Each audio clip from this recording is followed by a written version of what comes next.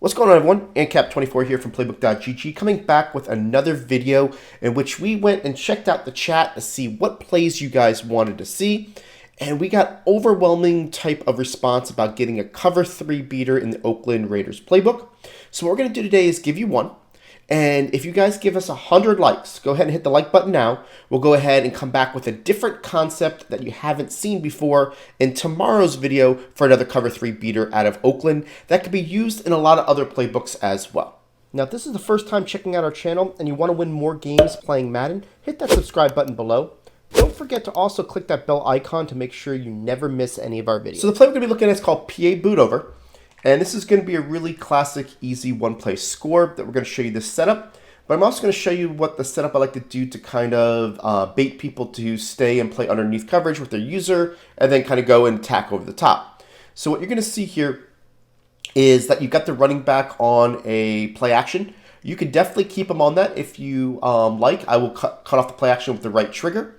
But what you're going to do here in order to make this work is just put the B on a streak. And then take this Y receiver and motion him to the right. When you motion him to the right, two things happen. The X will go to the line of scrimmage, giving him about a quick step because he'll get a one step, as far as closer to the defenders.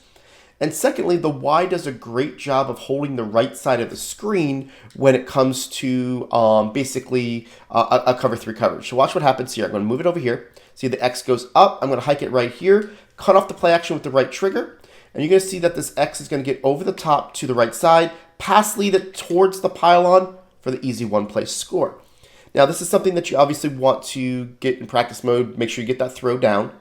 You don't have to do the play action if you feel that they're doing any type of blitzing. I would definitely block the running back so that way he's not going, basically across the body of the quarterback, and he can help you on one side or the other. But for the most part, this is going to be a really consistent one-play score. Okay, so basically this time I'm going to block my running back. I'm going to do the same thing with the B on the streak. And then what I'm going to do here is move this guy over, hike the ball as he passes the tight end. So you're going to go ahead and hold this here. And go ahead and throw that ball to the pylon. Rack catch it if you have to. You're going to get the one-play score. Now, what I like to do in order to set this up is I will keep the B on its route. Okay, and what that's going to do is it's going to give you a nice, easy crossing pattern. If you can see that that B is deeper than a drag pattern. So when I motion this guy over, I'm going to take this B all day. You can see here he's going to get underneath.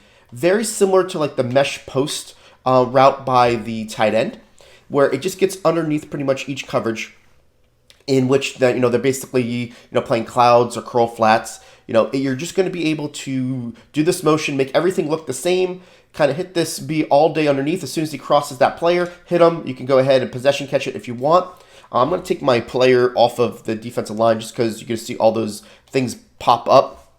So you can kind of see a little bit better here. Again, so I'm going to move this guy over. And what this just does is it just establishes that you're willing to throw this ball underneath, throw it to him, and you're good to go, right? It's something that it's going to be such an easy play that people are going to have to, as a user, decide like I need to watch that player, right? So it gives you a little bit more of an option. The last option I like to do is basically just to use my tight end release route if I need to. And this is if I was going for the one-play score and say, they're doing something where they're taking their middle linebacker and they're covering that guy. So let me see if I can, mimic that, right? If they do something like that, what I'm going to do here is definitely also see, like, I don't have that player, so what I'm going to do is I'm going to look for my secondary read. I'm like, okay, that guy's got him covered. I'm going to release my tight end, catch this ball, get myself 5 yards, right? Simple. Now, if you want to release him up the field, if you know that it's the player on the right, you can definitely do that as well. What I mean by that is just put him on a delay fade. And what you're going to see here and say, this is the player that they're using down the field, you're going to know that that player is going to be open. So you still want to look at, who they're using, what they're going to do, and you can use the same concept, right? So basically release him up the field, and you're going to see that you're going to be able to get this ball and have your easy catch, right? So just kind of look at it from a perspective of what is the defender doing to stop your bomb if they get a beat on it. If they don't, obviously you got a one-play score. If they are, now you got to see which player they're using, and whoever they're using, let's go ahead and attack them with a delay route or this underneath route by your inside receiver here, Jones, to where you can just get him basically throw it underneath. So this is kind of a play I like to go to. Easy one-play score, but also gives a lot of options when people, trying to, allow you to dink and dunk and then go over the top. So if you like this play, you want another cover 3 play in Oakland, make sure you hit that like button. As soon as we hit that 100 likes, we'll go ahead and make that video for you for tomorrow, and make sure that we show you a concept that you probably haven't seen in Madden 20 that Zan came up with and is part of a game plan that he did in Jags. So you can definitely use it in a full scheme if you like on our website at Playbook GG. Appreciate you guys, and we'll see you on tomorrow. Now, if you like this video, go ahead and hit that subscribe button and make sure you check out these videos below for the most helpful Madden tips. If you're looking to learn from the best players in the world, head over to www.playbook.gg for the most detailed game plans in Madden.